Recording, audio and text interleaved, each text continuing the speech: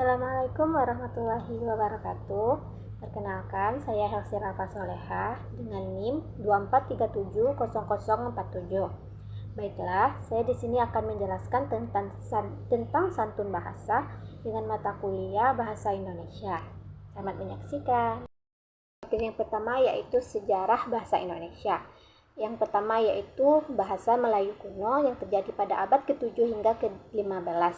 Bahasa Melayu merupakan bahasa yang banyak digunakan di Kepulauan Indonesia bagian barat.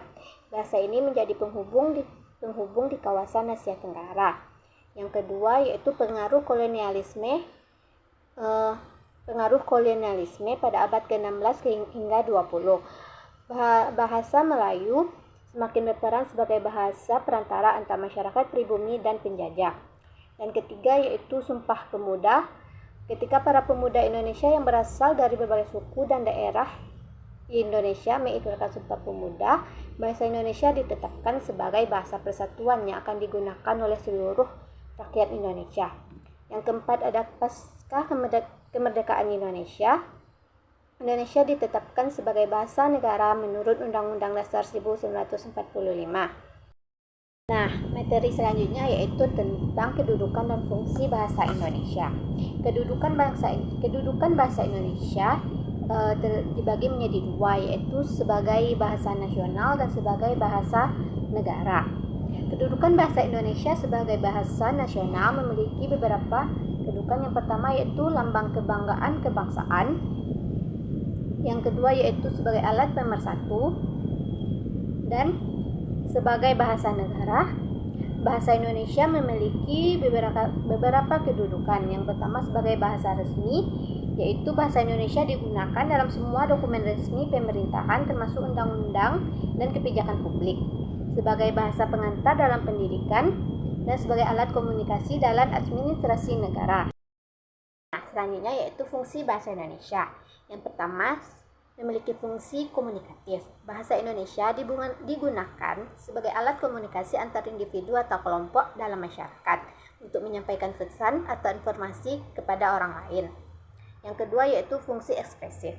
Bahasa Indonesia digunakan untuk menyampaikan ekspresi, perasaan atau ide seseorang.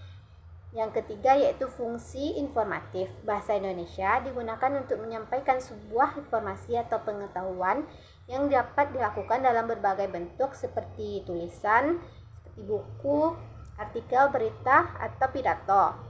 Yang keempat yaitu fungsi persuasif.